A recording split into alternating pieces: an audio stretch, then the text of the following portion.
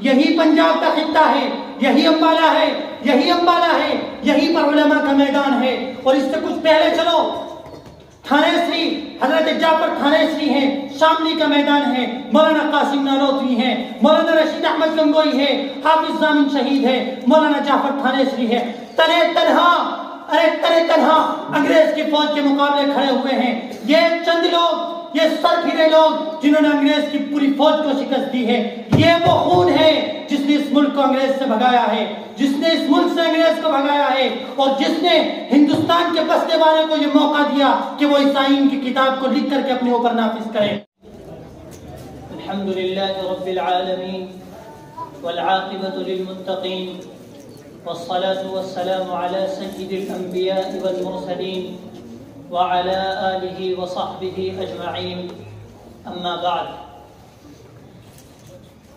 یہ میکدہ سبھی کا ہے، قدم قدم بہم چلیں۔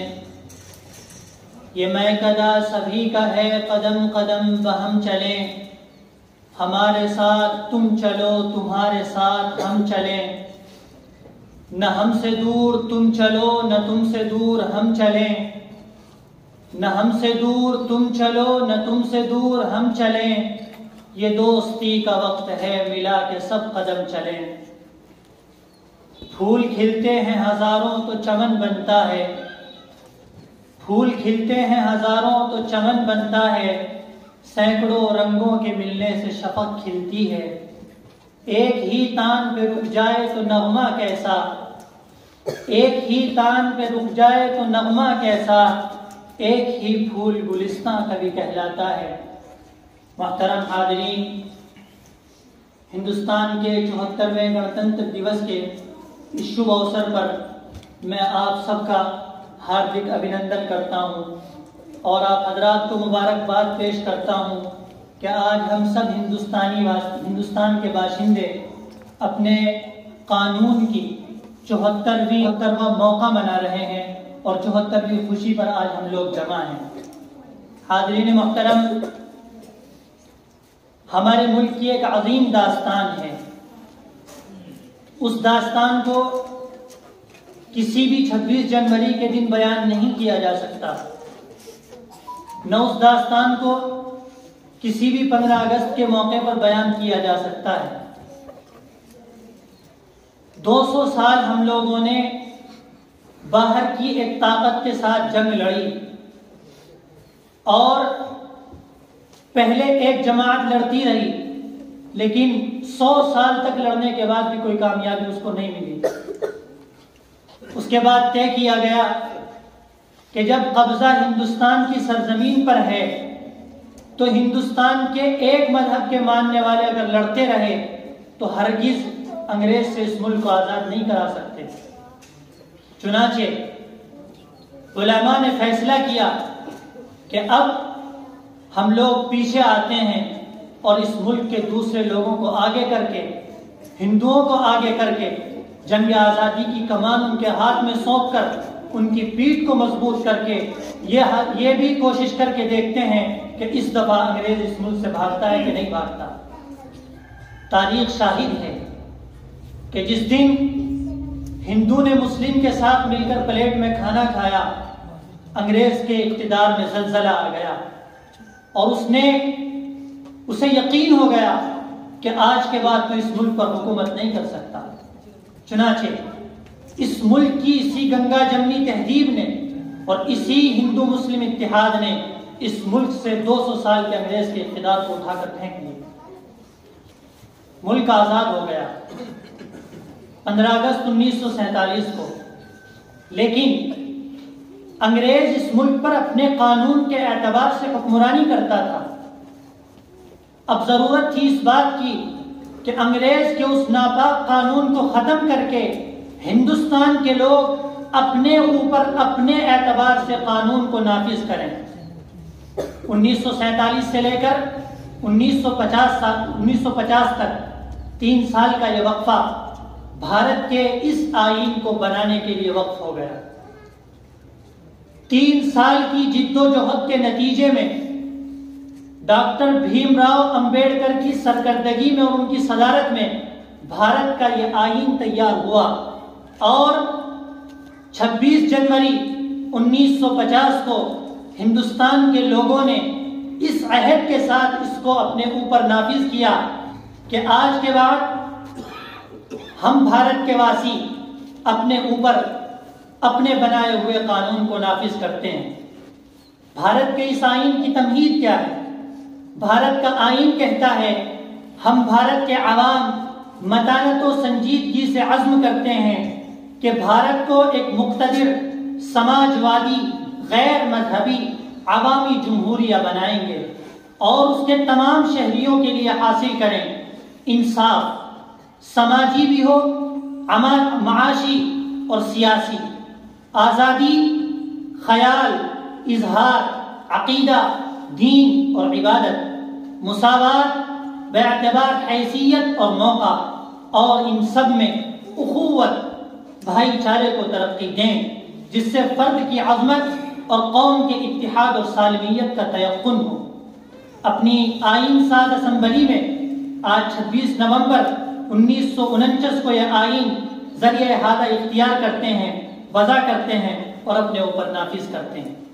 حاضرین محترم، بھارت کا یہ آئین ہندوستان کے تمام بسنے والے لوگوں کو اپنے مذہب کی، اپنے عقیدے کی اور اپنی سوچ کی آزادی دیتا ہے، اور ہندو اور مسلمان کے درمیان میں کسی خلیج کو باقی نہیں چھوڑتا، بلکہ ان دونوں کو ملا کر کے دونوں کو ہم وزن کر دیتا ہے۔ اس لیے آج کا دن اس ملک کے رہنے والے لوگوں کے لیے نہایت ہی اہمیت کا حامل ہے کہ آج کے دن ہم نے اپنے اس ملک پر اپنے بنائے ہوئے نظام کو نافذ کیا۔ اس دنیا بھر میں انسان بسے ہوئے ہیں، اور ایک موقع آیا جب مسلمانوں کو اختیار تھا کہ وہ اس ملک سے ہجرت کر کے چلے جائیں، لیکن ہمارے علماء نے آواز دی کہ لوگوں، تمہارے اجداد کا وطن ہے، چھوڑ کر کہاں جاتے ہو؟ ایسی سرزمین کہیں نہ ملے گی۔ اس زمین کی خصوصیات کو اقبال نے اپنے ایک ترانے میں پیش کیا ہے۔ میں وہی ترانہ پیش کرنے کے لیے آواز دے رہا ہوں اسی مدرسے کی طالبات عائشہ، افسانہ اور انم سلمہنہ کو کہ وہ آئیں اور اقبال کی لازوال نظم سارے جہاں سے اچھا ہندوستاں ہمارا پیش کریں۔